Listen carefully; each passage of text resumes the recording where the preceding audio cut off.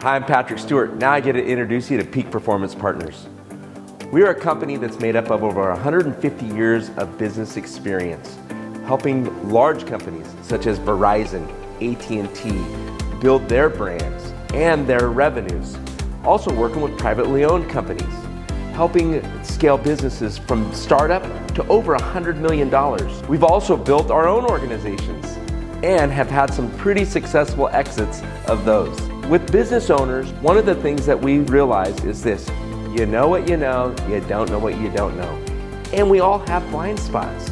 So what we've done through our organization is we've teamed up with the Alternative Board in Las Vegas, Henderson, and Reno, which is a franchise model where we bring business owners from non-competing industries.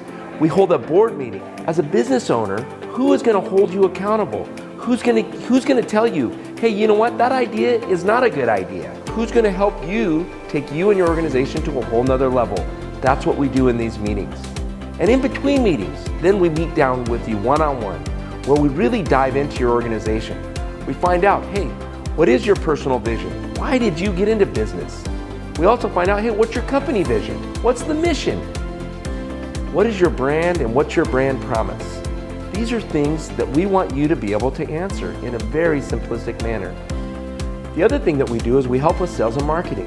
I'm the Chief Marketing Officer. We currently interact with companies and we sit down with them and attend their monthly business meetings and come up with strategies. Hey, what does your website look like? What's your messaging? What is your social media? Are you using video? We've got our own videographer where we'll come in and actually help you develop your company's commercial, your message to the world of what you are and who you are. Nothing says it more than a great video. Have you ever thought about the term industry leading? There's industry leading organizations, and my question to you is this: are you that? Or do you ever ask yourself, how do they become industry leading?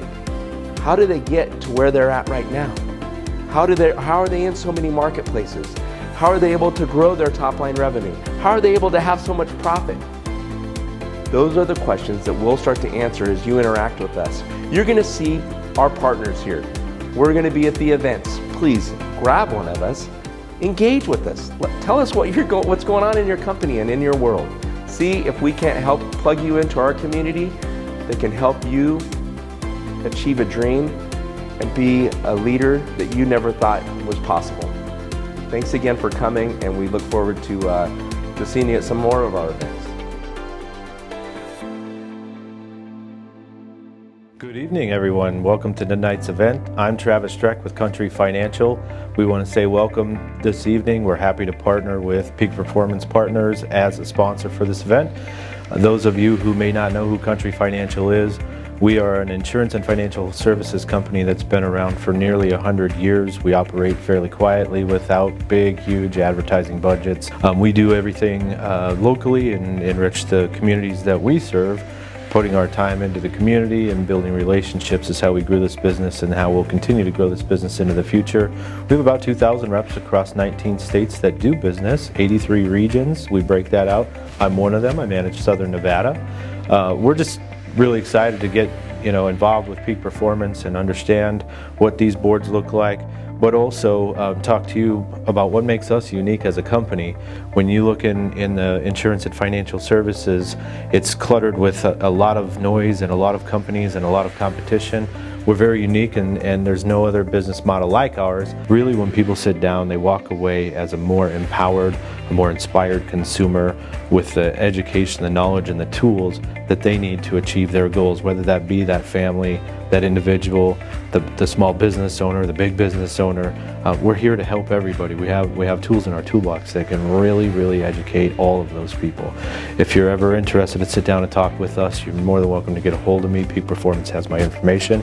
And again, thanks for the time.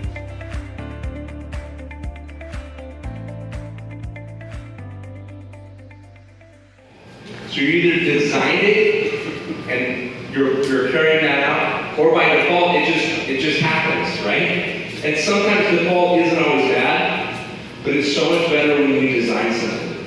So we're super excited tonight. Our speaker, Steve Heroux, Steve Steve Heroux, he told me, we've been calling him Steve Heroux for months, and now he's like, no, it's Steve Heroux. I'm like, I might do a Michael Scott. I've heard both ways. But we're super excited to have him. Once again, he's been in sales for how many years now? 25 years. He's led teams with Aflac. He's built teams, and he knows how to train and create systems and processes to generate hundreds and hundreds of millions of dollars over time. And he's going to share some of that with us tonight, and we're super excited. Thank you guys all for joining us. Please give it up for Steve Heroux.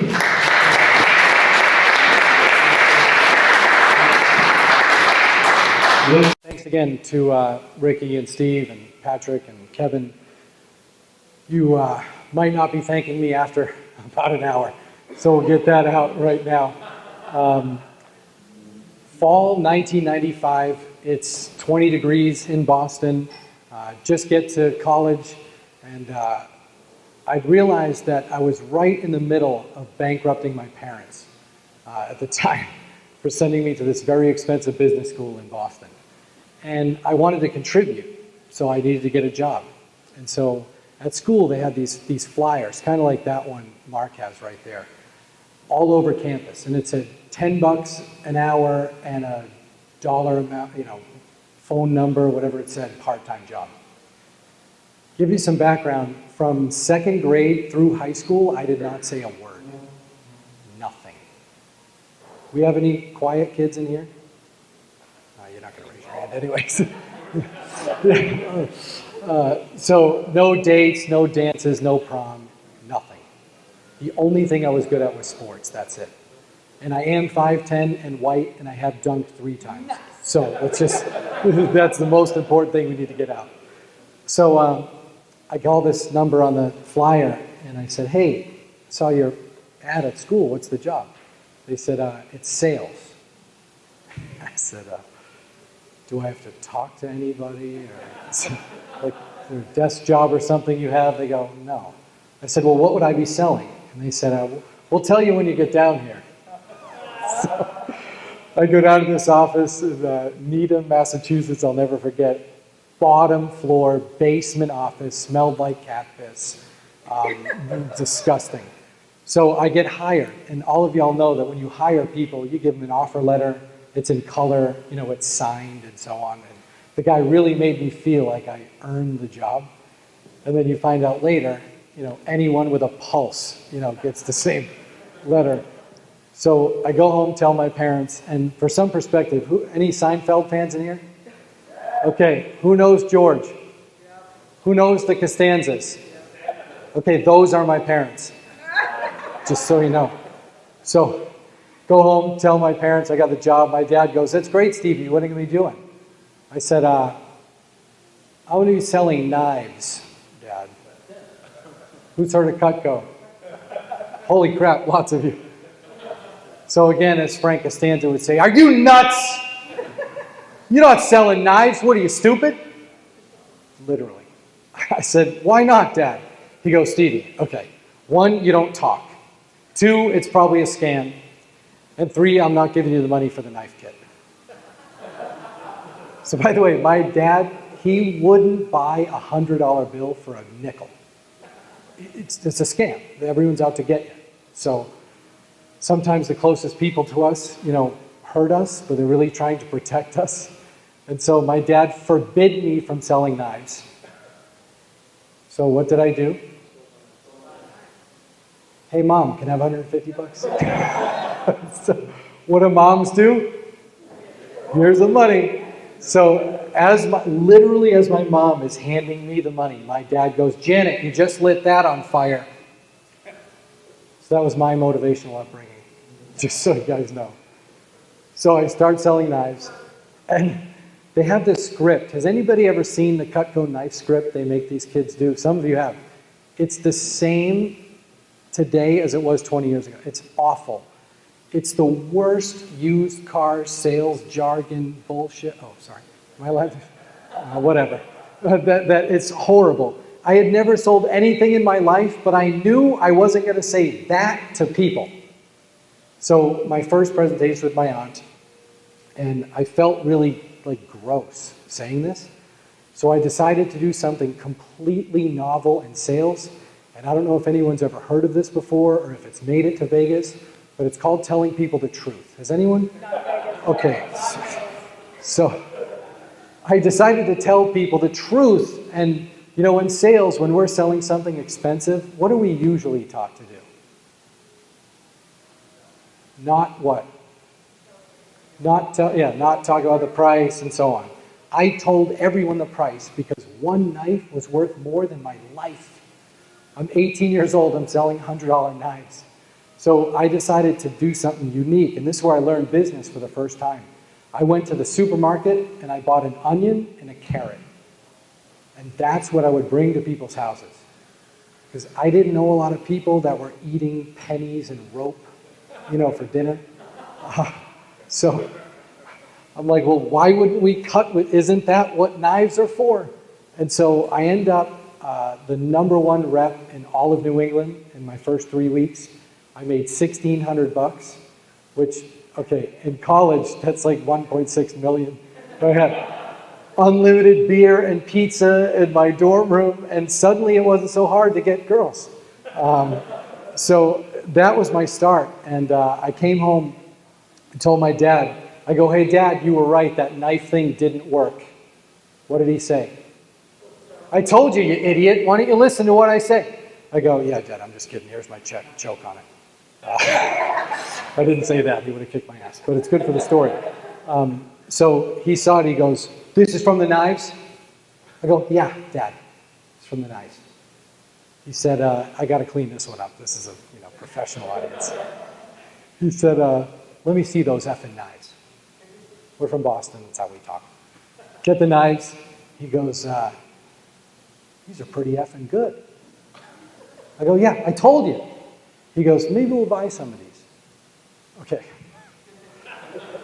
My dad doesn't buy anything from anyone ever, and when he said he was going to buy Cutco, that's when I knew maybe I could do this.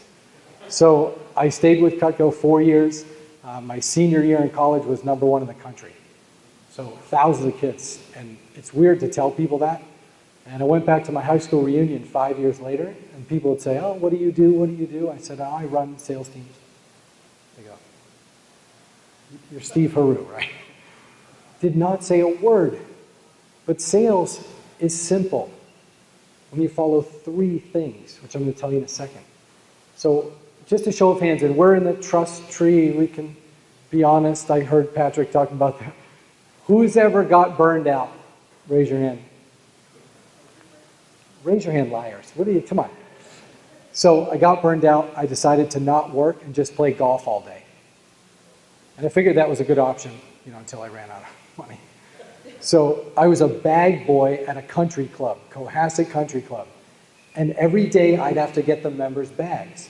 And it started to piss me off, frankly, because these men and women were young, 30, 40 years old, playing golf all day. And I was mad. I'm like, don't you work? So anyway, they said, we work, Steve. I go, what do you do? They were all in some kind of insurance or financial planning or something. I go, I want to play golf all day and make money.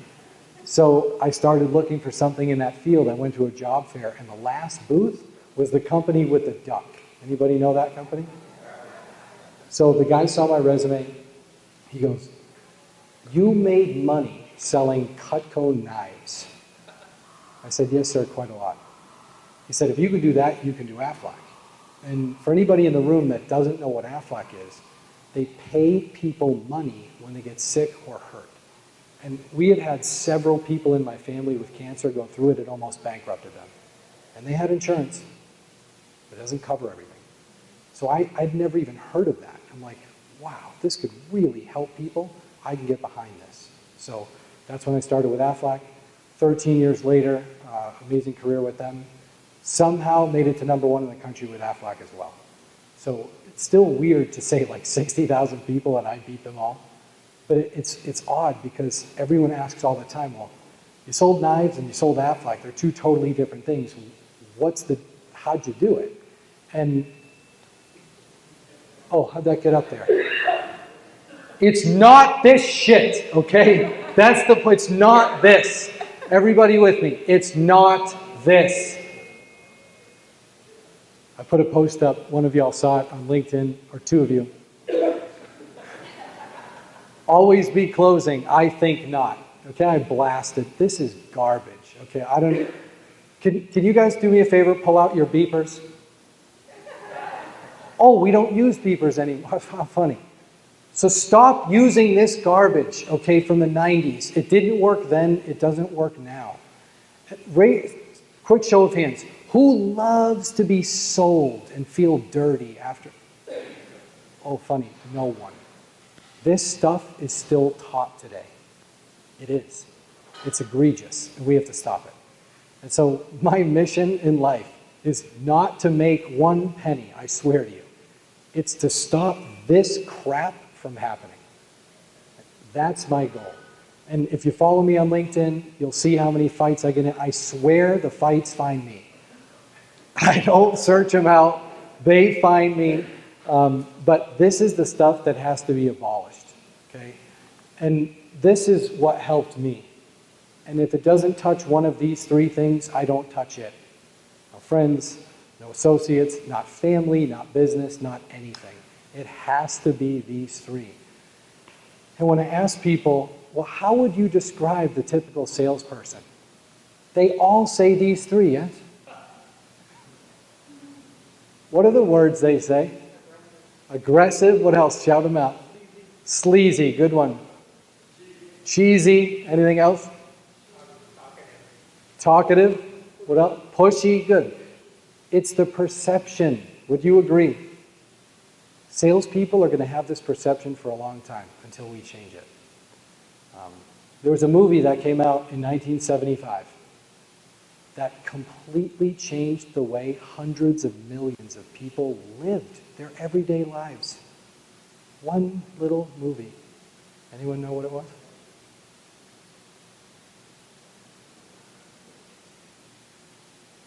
I'll give you 2 notes.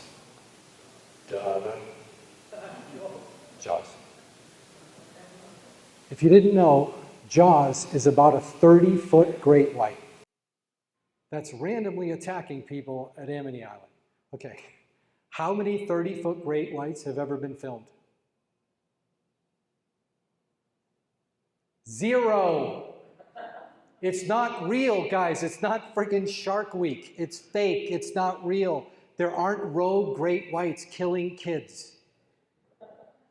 But what did that movie put in people's brains? Fear. Hundreds of millions of people stopped going in the water in Indiana. It's not real. It's the perception. Does anyone know how long that perception, the negative perceptions of sharks, has persisted? Still today. Worldwide, how many people get killed by sharks? Anyone know? Close. It's 8, roughly. Does anyone know how many sharks we kill? Try 100 million. We wipe out 10% of the world shark population every year. Who should be afraid of whom? Perception's reality. So if you walk, talk, and sound like a traditional salesperson, what do you think people think you are? So that's what we have to change.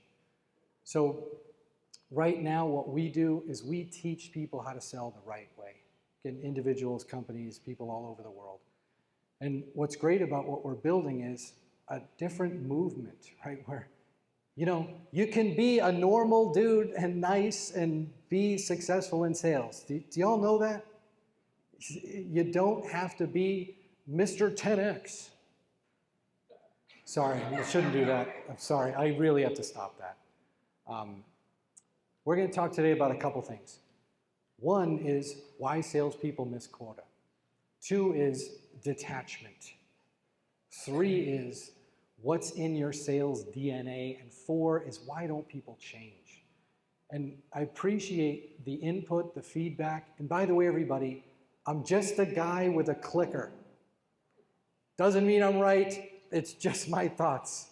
So we were talking with Steve earlier. Steve goes, oh, did you come up to me just so I wouldn't, and introduce yourself so I won't heckle you? I go, no, but that's a pretty good idea. A guy in Baltimore last week heckled me, like the whole time. You really believe that? I go, no, I just teach it for 20 years. I don't believe it. Everything I said, this guy disagreed with. Why don't you take a guess who his sales idol is? I won't say it. I won't say it. Do I have your permission to be blunt? Yes, please. So I took the jacket off. I might roll up the sleeves because you're here to learn something, not just to hear me speak. So I may be a little blunt, but I'm from Boston, and that's just the way it is, and it's too bad because I have the mic anyway. So why do salespeople miss quota? Anybody have any ideas?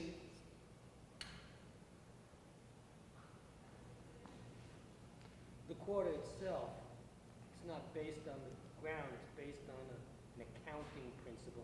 Perfect. Yeah, what he said, everybody, was the quota's bullshit.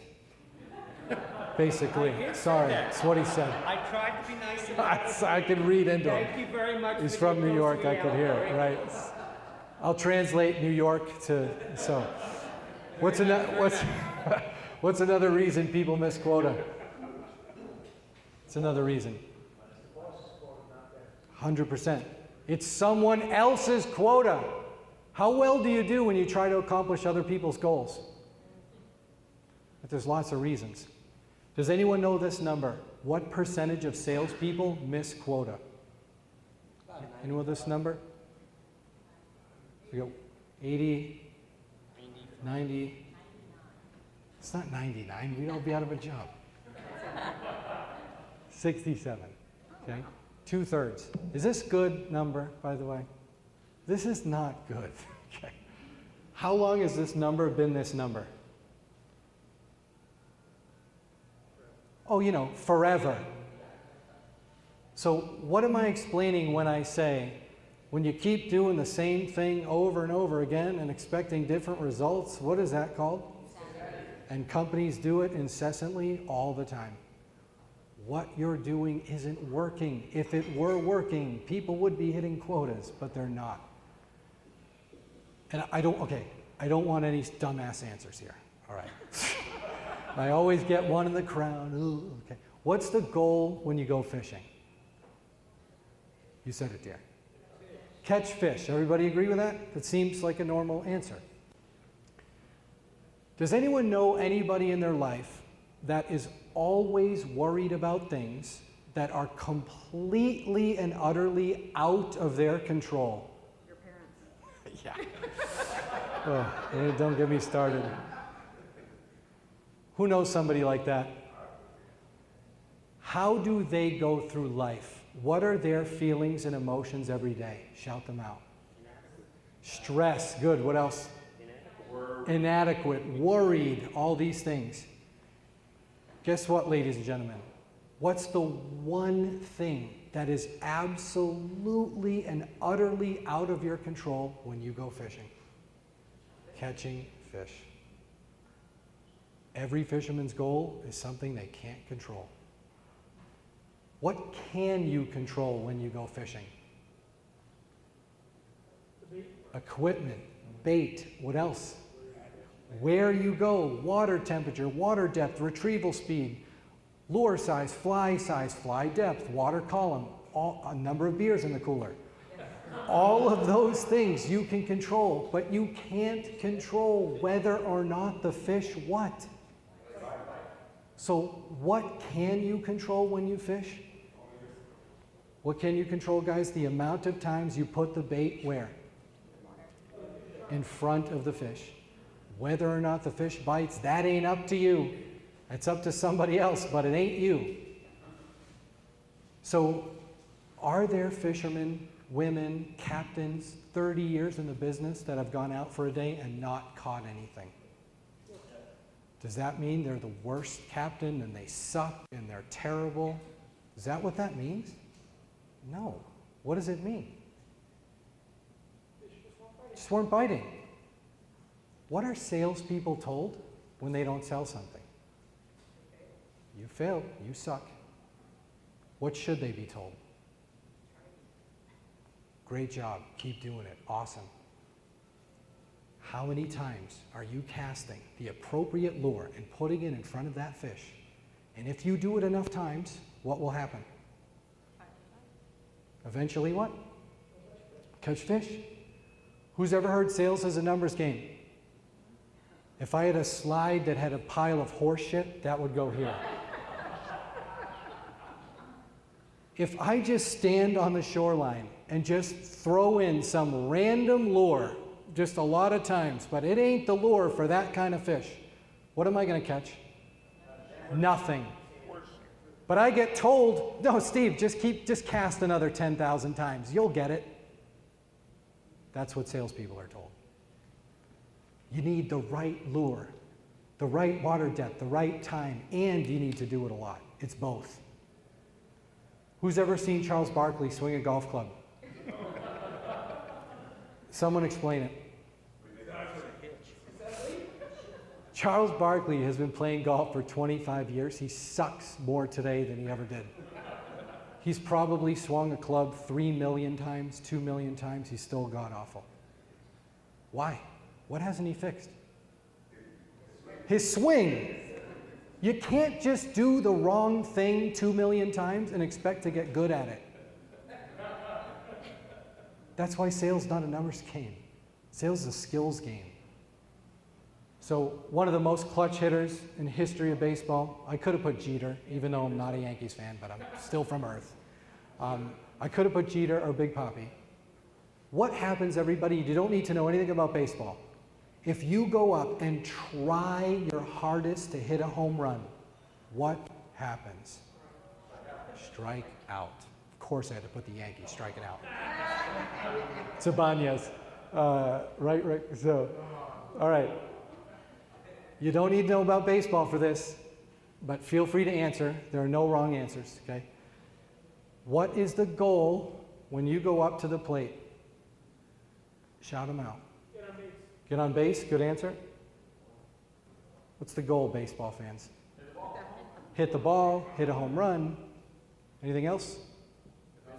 Advance the runner. Not strike out. Remember I told you guys there are no wrong answers. Those are all wrong. Here's the goal, everybody. The goal is to have a quality what? At bat. Now, I will ask you, what is a quality at bat? It could be what?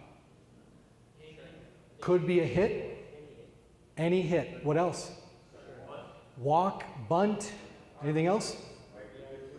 Who said it? Was that you one? Say that out loud, sir. Everybody hear that? If you don't know about baseball, if you're at the plate and you make the pitcher throw 16 pitches, you just tired that pitcher out. You benefited your team. Everybody with me? Where does that show up in the box score? Oh, funny, nowhere. 2 weeks ago, week and a half ago, Red Sox playing, they had a guy lead off with a double. Next guy at the plate. Does anyone know what his job is to do, baseball fans? Advance the runner. Give himself up, just hit a ground ball, make an out, get the guy to third. He did that. When he went back to the dugout, they high-fived him like he hit a grand slam. Why? What did they understand? Did his job. Next guy comes up, Bogarts hits a sac fly, Sox take the lead. The guy that moved the runner over, do you know what that shows up in the box score? 0 for 1. Who was the most important person in that game? That guy. But in sales, that guy is told, you suck. You didn't make an appointment. This is what has to change. We have to celebrate activities that are moving the runner over, advancing the conversation. So we need to be able to judge salespeople on the amount of quality at bats, not the amount of hits. Any idiot can get a hit. If somebody goes 0 for 4 in a game and they tear the cover off the ball and the defense makes 4 diving catches, Did he have a bad day at the plate? Nope. Had an amazing day. What can't he control, everybody? What can't? Who catches it? He did his job. But in the box score, it shows up 0 for 4. And in sales, that manager goes, dude, you had a terrible game. You didn't make any sales. You didn't make any appointments. How's that for confidence builder? And we wonder why people don't make quota. It's what people do every day. Are they having quality at-bats? And what is an at-bat, everybody, for a salesperson? What's an at-bat? Conversation, good. Opportunity, what else? Communication, right? Make a contact, go to a networking event. When salespeople get celebrated for the activity they do, they perform. When they get lauded for the result they don't achieve, it retards their growth. You have to be celebrating people for their daily activities. You know, we talk about, Patrick was saying in the back, KPIs. I didn't want to say this because we were talking about this. It's not about KPIs, guys, sorry. It's about DPIs. Daily performance indicators, daily. If I want to lose 30 pounds, I don't try to lose 30 pounds. I do 100 push-ups and 100 sit-ups a day. If I do that every day, will I lose weight? That's what it's about. Everyone likes to have the, who's ever done a, like a vision board or any of that? Do you guys all do that stuff? You can do it, but if you don't do the activity, it's not going to happen. You know, one of my clients, we were talking about Peloton yesterday. You know, people buy these Pelotons, you know, for $4,000 or whatever, and they go, oh, man, haven't lost weight yet.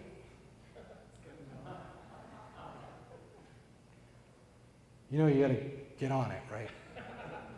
Oh, you don't just buy it? Do you guys know right now there are probably $3-4 million Peloton/clothes racks right now? Everyone wants like the instant you got to do the work. It's not the gym's fault.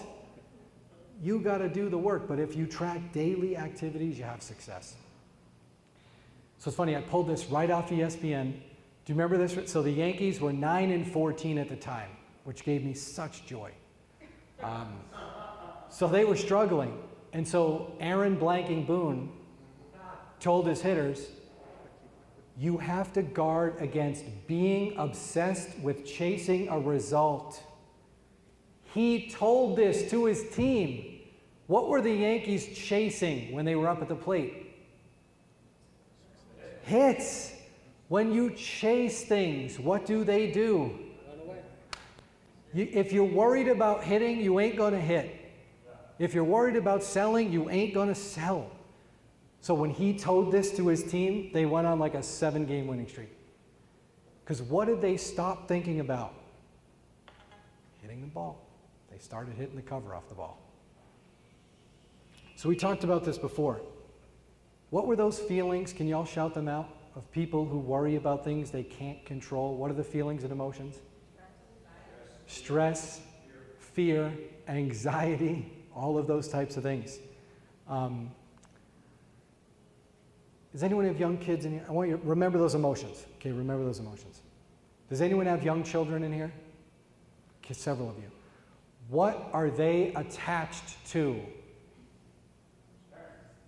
Good. Mom and dad. What else? Grandparents. What other things are kids attached to?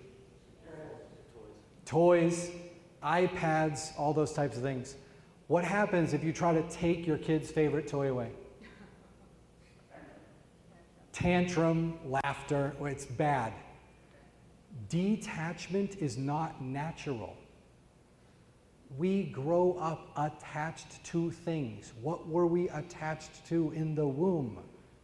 Like, attachment is natural. Detachment is not. Who's seen this show? People look at this show and they go, oh, these people are pigs. They're so filthy. This is not an issue physically with messiness. Does anybody know what type of issue this is?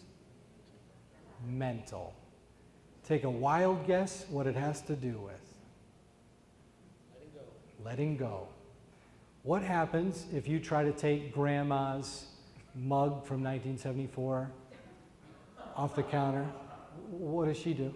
Yells at you. Flips out.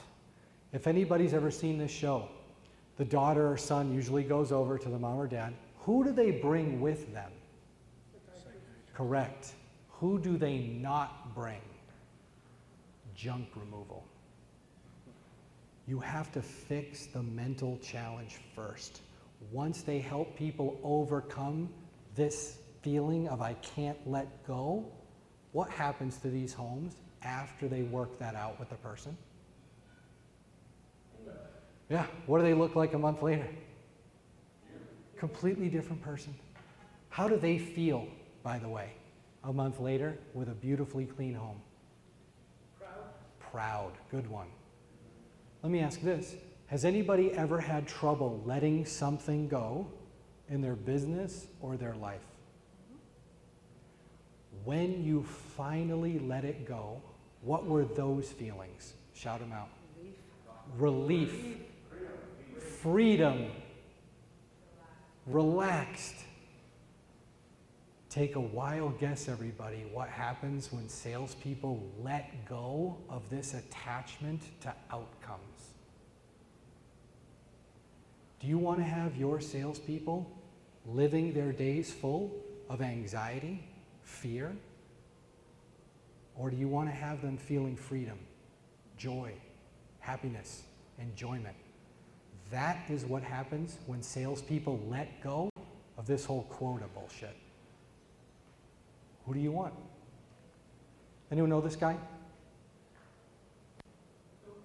Who is this guy? If somebody gets this, you win nothing. But it'd be pretty impressive if you got it. Anybody know who this is? No, that'd be a good one. Who's heard of the hierarchy of needs? That's Maslow. But one thing that he taught me that I think is more powerful than that is this. The only way to truly be happy is to be free from any outcomes. When you don't care whether or not somebody buys something, it's a different feeling. When you're always stressed out about selling people who come within 3 square feet of you, that's not good. Raise your hand in here if you've heard of commission breath before. Okay. If you haven't heard of commission breath, generally salespeople get it around the end of the quarter or the end of the month. Has anybody ever smelled it on someone that they were trying to sell? Okay, that's commission breath. Does anyone know anyone with bad breath? And don't look at them if they're at your table. Has anyone ever met anyone with bad breath? Seriously. Do they know they have bad breath? Nope. Nope. Why don't they know? Because nobody told them. They didn't have the balls to tell them because everyone needs to be nice. No. You tell people when there's a giant piece of broccoli in between their 2 front teeth. If you go through your whole life in sales with bad breath, is that good or bad for you? Bad. Really bad. Guess what happens if you go through your whole life in sales with commission breath? Worse. And you know what's most people don't even know they have it. And the reason they don't know they have it is because their language, their actions, their words make them sound like a salesperson. Who's ever heard that if it walks like a duck, talks like a duck, it's probably a duck. That's what happens. Salespeople don't even know they're doing it. Don't even know they're doing it. And this happens a lot to people, and I really hope none of you did this. You probably did it an hour ago. When salespeople follow up, which isn't even part of this, they say like stupid shit, like, just following up, Tom. Just checking in. If I'm with Steve in the car We're driving up, there's a red light coming up, and I go, hey, I'm gonna stop at this red light. Is that okay? What would he think if I told him that? I'm a crazy person. You don't tell people you're following up. You just do. You don't tell people, I'm just checking in, Steve. You just do. When you say the verbiage that every other friggin' salesperson says, whom do they think you are? Whether or not you intend to. So we're going to dive into sales DNA, and sales DNA is very unique to everybody, just like your normal DNA. And I'll share with you where this data comes from.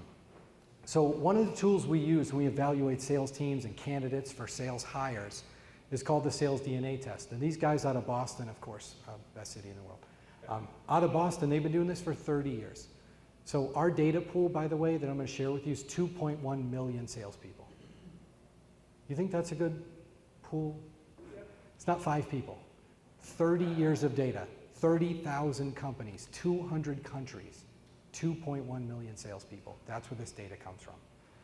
So there are things that we don't realize in our heads that are preventing us from making sales. And we measure 21 of them when we do these with companies, individual salespeople. But this, in essence, is the MRI of a salesperson. And here's what happens, what I see with a lot of trainers, coaches, all that stuff. Someone comes into the doctor, limping in, can't even walk. And the doctor goes, here's 2 pills. And you go, aren't you going to ask me any questions or look at me or do an MRI? And the doctor goes, no, we just give those 2 pills to everyone. What would happen to that doctor? The pharmaceutical company give them a bonus. Maybe. And they're totally full of integrity and honesty. And It's not a bonus, it's an honor. yeah. What would you do if you limped into the doctor and they just said, Tony, just take these 2 pills, you'll be fine? What would you do? This is what most trainers do. They give the same arbitrary training, doesn't know what's wrong, what the issues are, what the challenges are. Everyone gets the same thing. It's not what we do. We've got to find out what's wrong. Is it a meniscus? Is it an ACL? Is it a fluid on the knee? What is it? So that's the point of doing this. So we measure everybody 21 different competencies that make up the success or failure of a salesperson.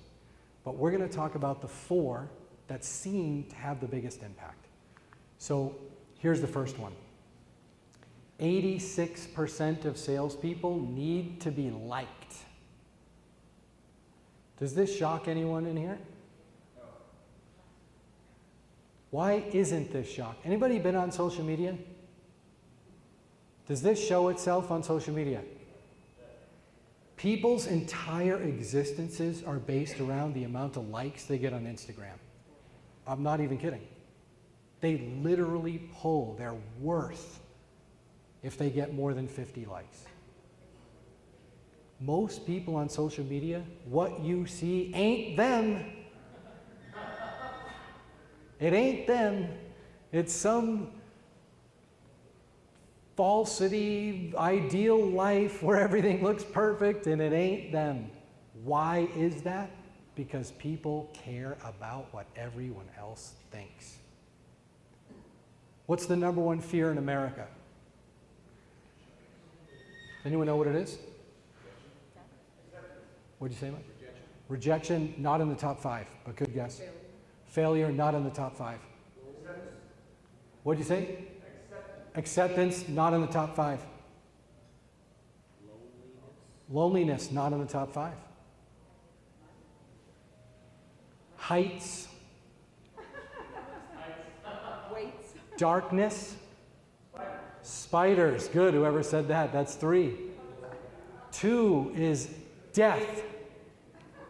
And 1 is public speaking. Anyone ever heard Seinfeld's bit on this? People are more afraid of giving the eulogy than being in the friggin' casket. But it's true. 30 million Americans are afraid of public speaking. Does anybody know why that is? What drives it? Hint, hint, it's on the screen. People are so worried about what everyone else thinks. And the day you stop giving a shit about what strangers think about you is the day you'll start living your life. Amen. And that is what sales is about. If you're trying to be everybody's best buddy, you ain't gonna be successful in sales. Sorry. There's a big distinction between the top 10% of salespeople and everyone else. And the top 10% of salespeople would rather be what than liked. Anyone know this? Respected. Respected. And by the way, the top 10% of salespeople, they're all liked. They're likable. They're down to earth. They're friendly. They're not the used car salesman. They're not Mr. 10X. Okay, they're not in your face. They don't need to show their watch or their plane. Look how awesome I am. But they don't need to be liked. Does everybody see the difference? And there's a big distinction between being an aggressive salesperson and an assertive salesperson. Does anybody know the difference? What is the distinction? Because it's, say it again, John. Confidence, good, I'd agree with that. What's the distinction, y'all? Aggressive versus assertive. Boys. Integrity, good. Honesty, good. Intention, good. Empathy. Empathy, good. Here's the difference, guys. An aggressive salesperson sells to benefit themselves. An assertive salesperson sells to benefit the client. Big difference. Huge difference. Next one. 84% of salespeople, 84% have difficulty controlling a conversation with a prospect. 84. Who are my dog owners in here? Okay, so you take your dog out for a walk. Let's say everyone in the neighborhood takes their dog out for a walk at the same time. What percentage of people are walking their dogs and what percentage of people's dogs are walking them? Probably about right. Thanks, Ricky. I'd like to know that answer, but that's probably about right. Who should be walking whom? Yes. This is sales, guys. If you let the prospect take control from the beginning, you lose. You have to take control from the very first time you talk to that person. You have to walk them, not the other way around. Here's a third one. I just taught this, Travis, to a bunch of financial advisors. Okay. Think 60% of salespeople are uncomfortable discussing money. 60%. That's 60% of dentists are uncomfortable performing cavity. Like what? This is real. But this is caused by several things. One is people's value of money. So some of the advisors probably know this. Roughly 54% of Americans have less than $1,000 in savings. 54. Does the average person think $1,000 is a lot of money? Yeah. If you're in sales and you think $1,000 is a lot of money and you're selling something for $30,000, what happens when the prospect says, geez, Tony, that's a lot of money? What happens in their brain? They agree. Sometimes they even say it. You're right, Tony, it's a lot of money. I wouldn't buy it. But I mean, you should. But I wouldn't do it. If you are uncomfortable with money, you'll never be a top performer in sales. We have to overcome that. Second thing is our worth. So Brian Tracy taught me this. You will only ever earn within 10% of what you think you are worth.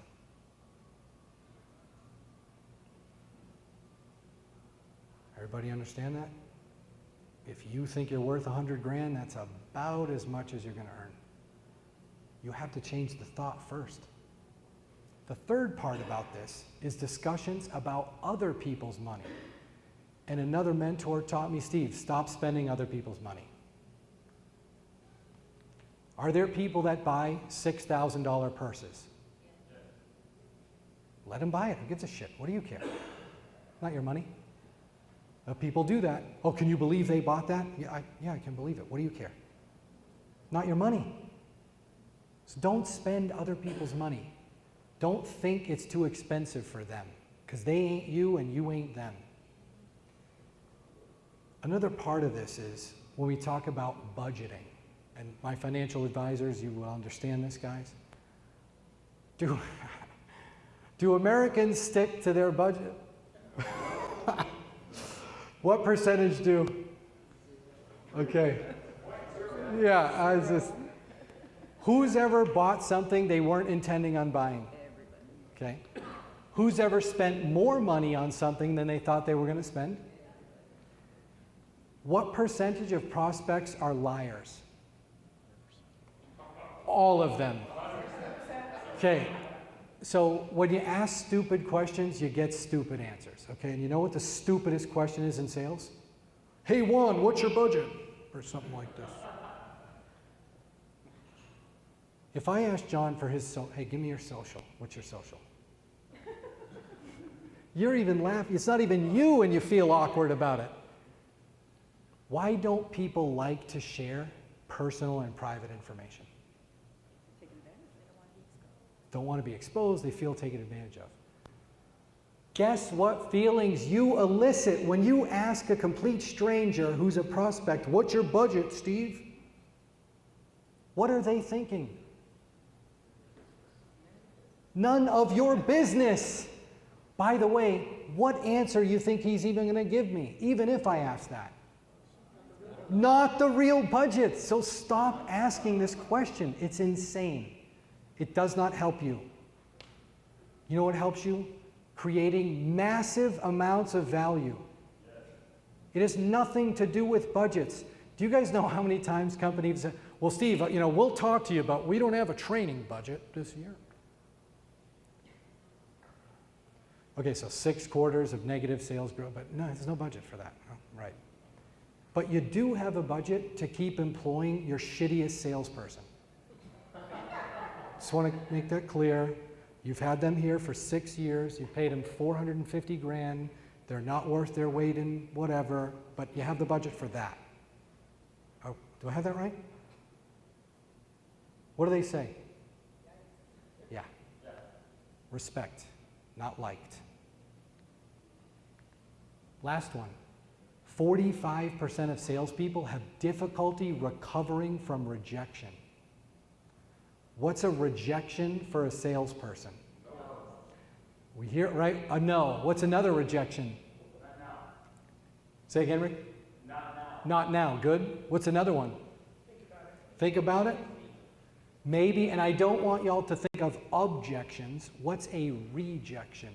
Where in a daily process would a salesperson feel rejection? Let me ask it that way. Slamming a door in their face. Door in their face? Hanging up. Hang up. Closed arms. What'd you say? Closed arms. Closed arms, good. How about losing a big account? Is that a rejection? Yeah. What happens when most salespeople lose their biggest account? What do? Cry, bitch, go in the corner, I hate my life.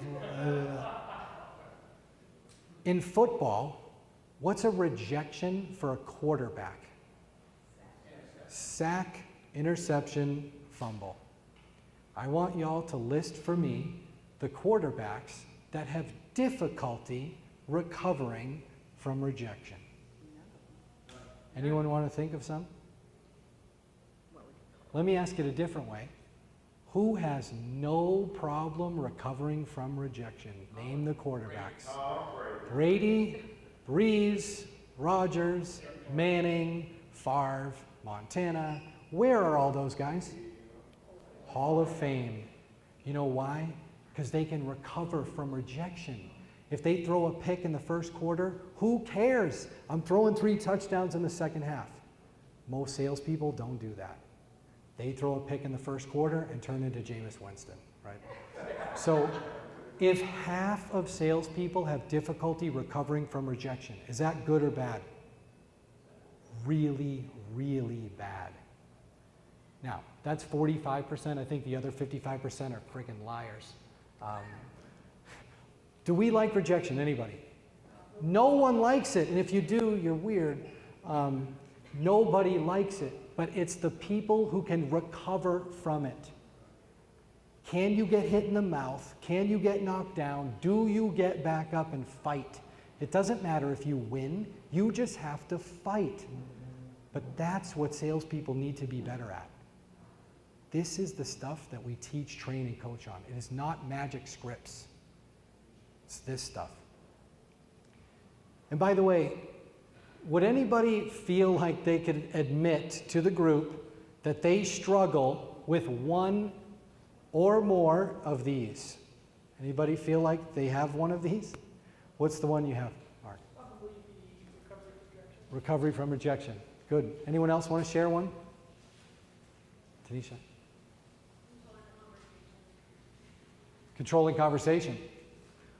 By the way, these two are connected. Anyone know why? You got it. So you don't say what you should say, and you let them take the lead. By the way, does anybody remember how many of these we measure? It's not 4. 21. How many do you think you have?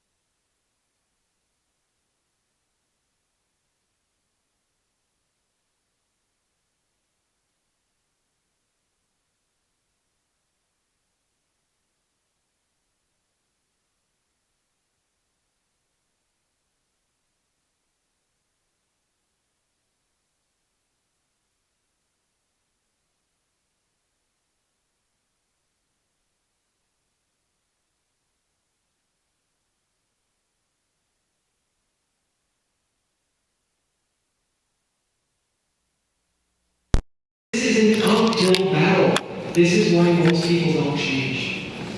And one of the things I learned from David Goggins, who knows David Goggins? Get the hell out of here. 0 people? No way. David Goggins. No one in here knows David Goggins. Holy shit.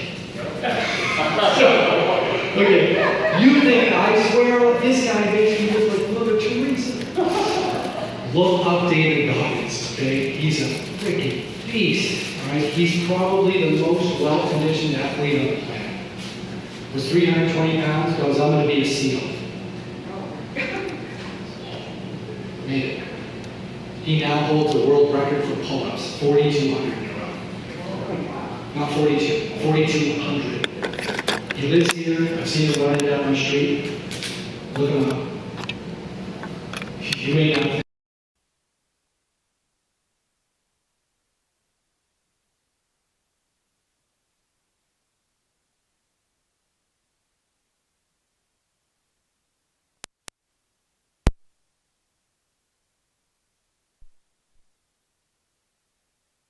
Most people let their brains tell them what to do, right? Flight. Who's ever heard of status quo? So there's something we all have, it's a bias, and the status quo bias states that any deviation from where we are currently will be perceived as a risk. And the reason people don't take risks is because there's too much to lose. Losing something hurts more than winning something feels good. That's why most people don't change. And when they determine whether or not they're going to take a risk, jump out of a plane, go whatever, they look at what do I have to lose, not what do I have to gain. This hits home to me, and it's kind of ironic that Tony's here because there's Tony over there, my buddy. Last time Tony and I were together, it was my birthday. here in Vegas, March 25th. And we were at dinner, and after dinner, I get a call from my dad, and he's crying. You know my dad, he don't cry. Like 2004 when the Red Sox won, he cried. And he goes, Stevie, you got to get down here. I'm like, what? He goes, you got to get on the next flight. I'm like, oh shit, what's wrong? He goes, mom's in ICU. I go, what? He goes, yeah, we don't know what you got to get here. So all my friends were out for my birthday, next flight out. So I get down there, and it turns out my mom's mitral valve exploded. 1% chance of survival. She lived. And the unique thing that I learned, and what the doctor said, he's like, Steve, if your mom wasn't working out every day, my mom's exercised for like as long as I've been a kid. Every day she exercises and works out. If she didn't do that, dead. All those years of working out, being healthy, 20 minutes a day, saved her life. So they did a study of people like my mom who survived heart surgery. And they said to them, did you listen to the doctor's advice of eating right, staying healthy, working out after bypass? Did you listen to what the doctor told you to do? What percentage did? What should the number be? That's the number. 90% of people say, Dr. Schmachter, where's the bacon? Even death doesn't, they don't even want to change and they might die. That's how hard it is to change. Everybody follow. Even after everything they went through, they still don't change. So, does anyone know Ed Milet? Travis, you guys know Ed? Some of you. So Ed's a pretty famous guy in the financial world, and Ed told this story on Tom Bilyeu's podcast. And if you want to follow a good podcast, not this dickhead Joe Rogan, sorry. You want to follow a real podcast, follow Tom Bilyeu. Okay, Tom Bilyeu's the guy that started Quest Bar. Okay, sold it for $1 billion. Genuine dude, super friendly. Met him at a Success Live event. So he has this podcast or show called Impact Theory. And he has amazing people on there. Mel Robbins, Simon Sinek, all these amazing people. So we had Milet on there. And Milet's telling this story. He says, I went to the doctor, I was kind of feeling funny. And he got his EKG back and the doctor said, Ed, I've never seen an EKG look like this in a 40-year-old male. And he goes, is that bad? And the doctor said, you got any kids? He said, yeah, I got a 5-year-old daughter and I got a little boy on the way. He said, you have any interest in walking your daughter down the aisle when she gets married? He said, yeah, of course. He said, you don't stop doing what you're doing? There's going to be some other dude walking her down the aisle and going home with your wife. To this day, Ed has not missed a workout. What did that doctor do differently than every other doctor on the planet when delivering medical advice? What did he or she do differently? Made it real. Not fit. Get him motivated. What else? Value, good. Is that what you're going to say about? Demanded change. Demanded change. How do most doctors deliver medical advice? Dry, clinically, and so on. I gave this talk to a group in Houston, and this woman came up at the end. I didn't get a chance to meet her before. She came up and she said, hey Steve, I'm Dr. Marcy. I'm like, oh shit. She goes, I just want to tell you that you just changed the way I'm going to deliver medical advice. Best compliment I ever got. I didn't do anything. All I did was tell a story. And this is not the topic, but can you see how powerful stories can be for people? Not, here's why you should buy my training. Stories. And it hit home to me because of what happened with my mom.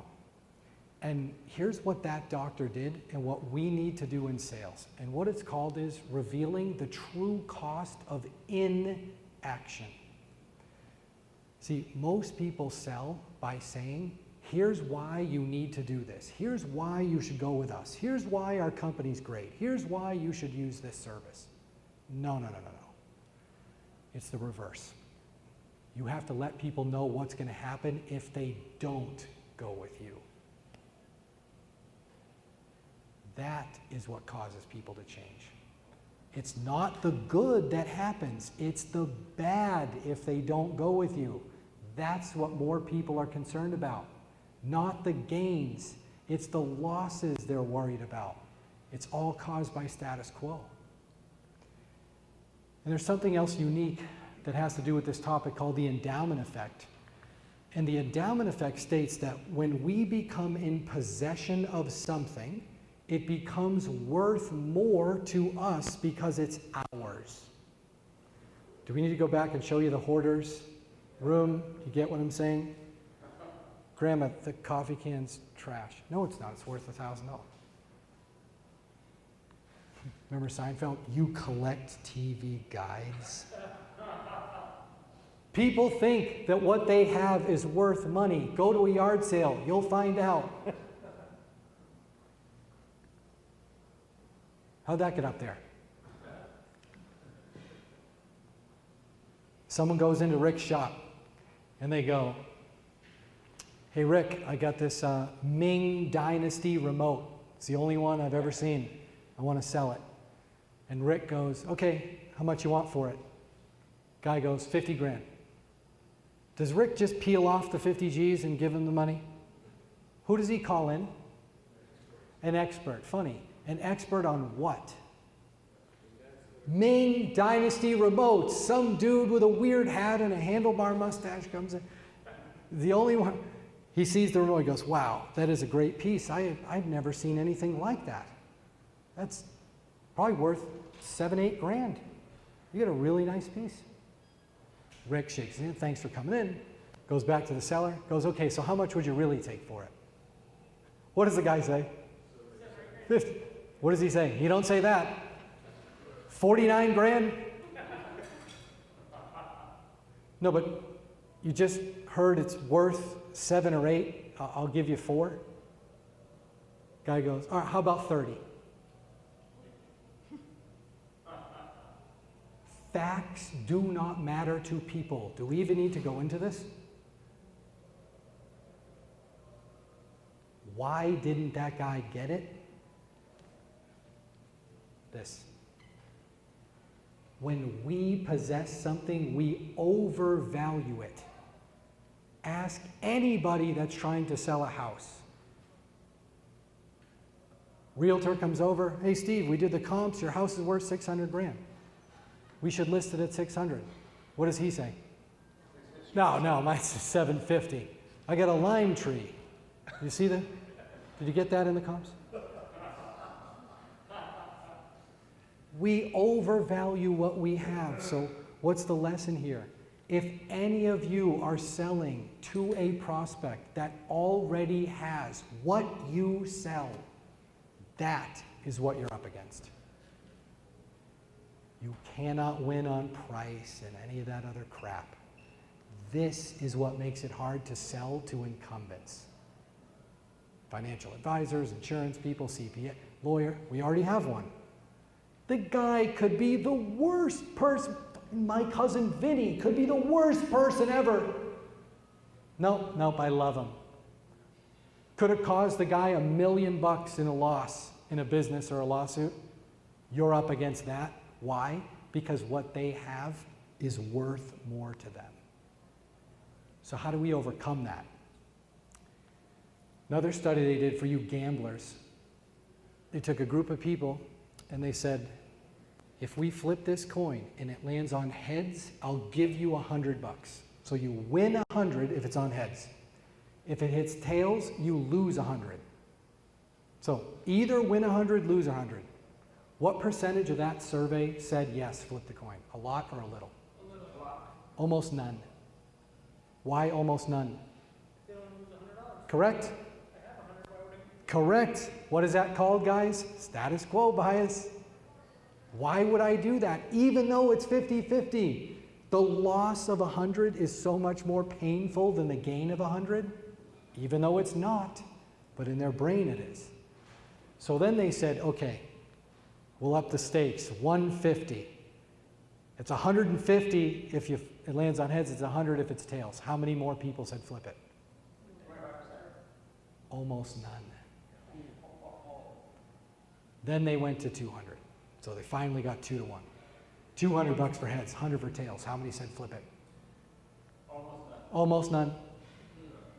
They kept going until the majority of people said flip the damn coin. I'm in. And it was 260. At 260, the majority of those people said that is worth the what? Risk of loss. I gave this talk in Chicago, and this guy in the back, he's going like this. Oh my God. I go, Andy, what's up? He goes, I finally get it, bro. I'm like, what? Share. They lost a deal with Ford. They work with big Fortune 500 companies, and they were going to save Ford $10 million in one of their plants in Michigan. What's $10 million to Ford? A nickel? He got it. That wasn't worth it for them. Does everybody follow?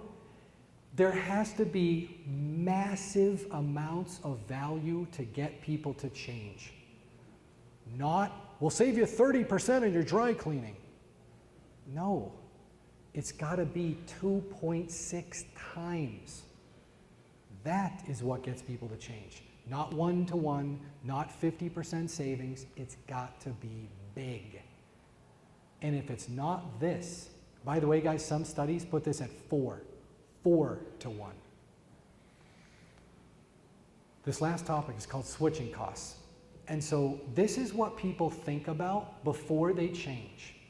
And all of y'all have thought this in your head. How much time is this going to take? And how much money is this going to cost me?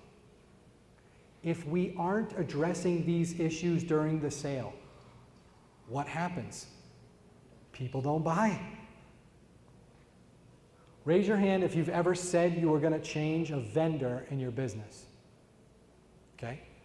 How about a doctor or a dentist? Okay. How about a cell phone provider or a bank?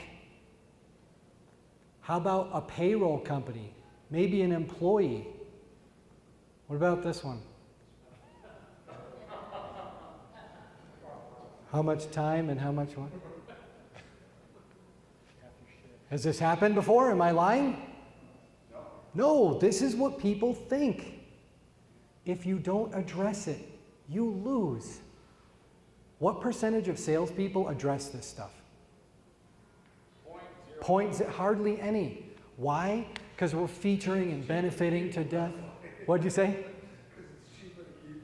See, that's true. That's the other comment. I didn't want to say that, but it's true. I know people like that. Yeah, we know people like that. This is people's life, guys. This is people's life partner. Like, they don't want to change because they're worried they can't find somebody else.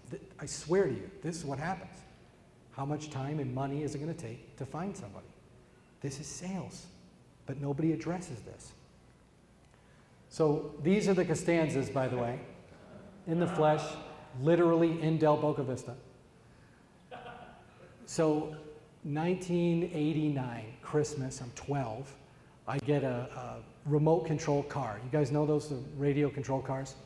So I get it, I'm outside, it's icy, it's 20 degrees, but I still want to play with it.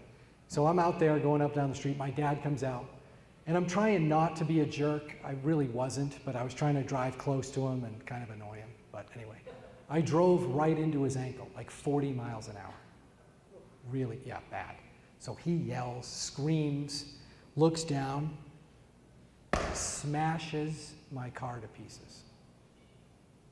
So I start crying, of course, go inside, tell my mom.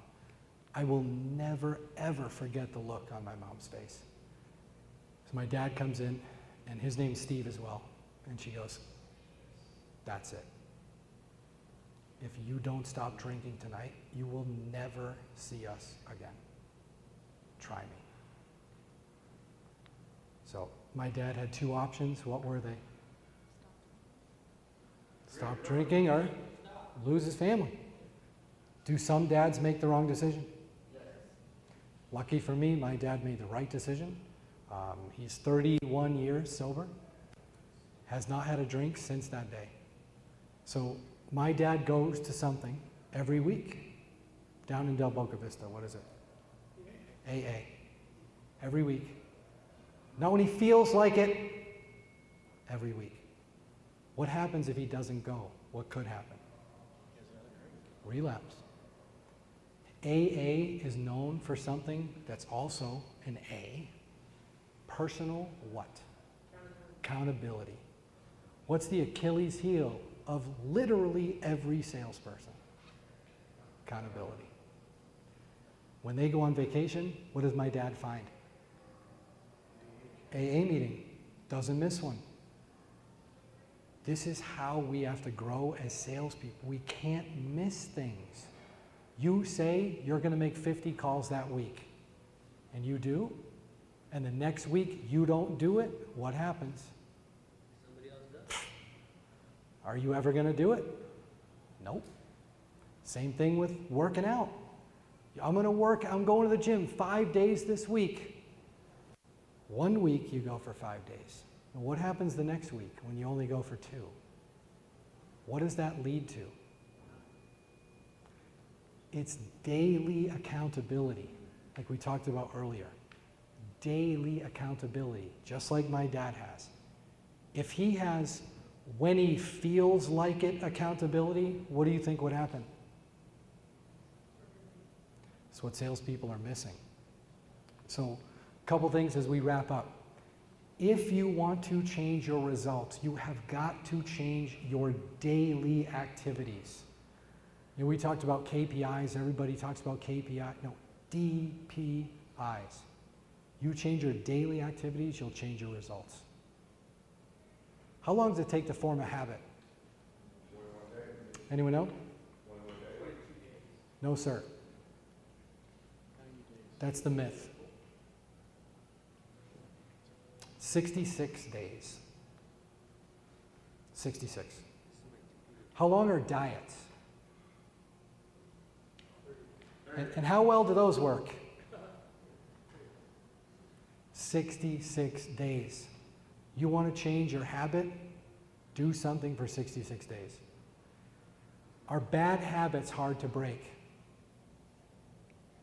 What's the answer? Yes. Are good habits hard to break? Yes. We're working on the wrong ones. What would happen if you just created a bunch of good habits? Guess what? They're hard to break. Next one. You want to maximize your potential in sales or business? You've got to understand sales DNA. You've got to understand what's in your head that's holding you back. If you never address it, it can't be corrected.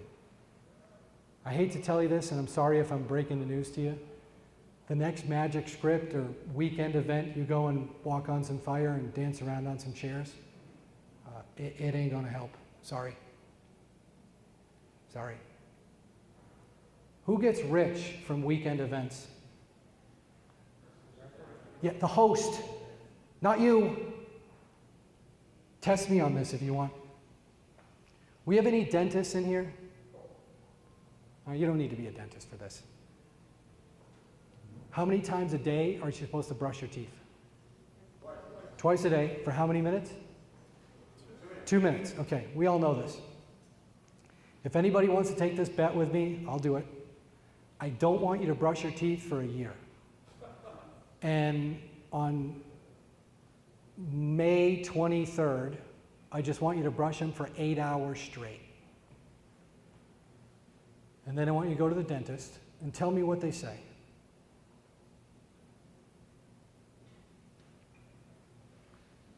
You want to learn sales? You don't do it in a one weekend event for 8 hours or some course. Every day you have to be practicing. I don't care what it is. Learn guitar. Who's a guitar player in here? Can I just, one day for 8 hours and then I can play Stairway to Heaven? Is that how it works, Bob? Okay, well, maybe. Can I play Crazy Train in 8 hours? You can't rush it. Personal growth isn't about intensity. It's about consistency. Every day, just a little bit. But nobody does that. Why? Because everybody wants to get rich quick. They all want the microwave results. They want to pay $5,000 and go sing Kumbaya with people and think they're rich. Well, guess what? You still wake up in the same bed on Monday, but there's $5,000 missing from your credit card. It's consistency. And here's a third one. Start revealing the true cost of inaction. Not what they get if they buy your service or product. What do they lose if they don't? You've got to share with them the cost of not changing is worse. So I didn't really know what to do here. I told you guys, who was I telling before? One of the gentlemen in the back. Like, I don't have a pitch. I can't stand this shit. I don't like selling from stage. It's awful. I don't have anything to sell you. But if you want help with anything at all, your sales, your business, anything you want to talk about, that's me.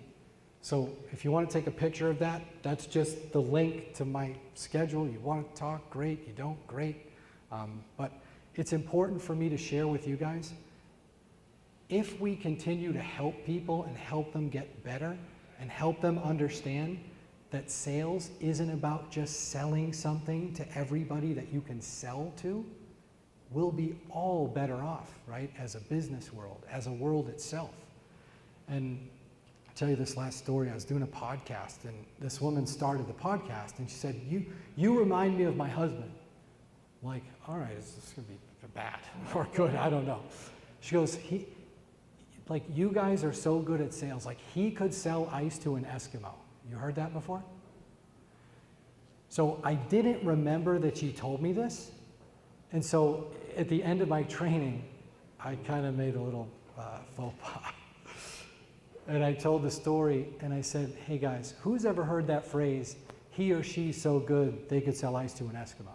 Who's heard this before? And I said, selling ice to an Eskimo doesn't make you a great salesperson.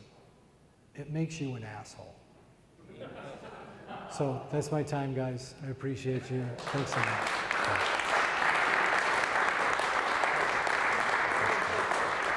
All right, any questions for Steve? A question away, anytime. Now's your chance. Now's your chance. Steve, we appreciate you coming out. Thanks, that man. was very entertaining. Thanks. Definitely some great takeaways. Thanks, buddy. I appreciate that. Yeah, that was some food for thought. I appreciate it, man. We'll definitely be visiting your website. We want to again thank everybody for coming out. Thank Countrywide for sponsoring tonight. Thanks, guys. We do this once a month. Country Financial. Oh, what did I say? Country Financial. Country Financial. Thank you.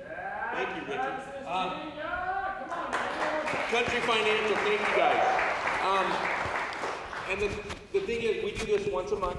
It's put it on your calendar, the third Thursday of every month. We bring in different speakers, and again, stay around, continue to introduce yourselves to people that you haven't met before, and we thank you for coming out. We look forward to seeing you guys again. So appreciate it.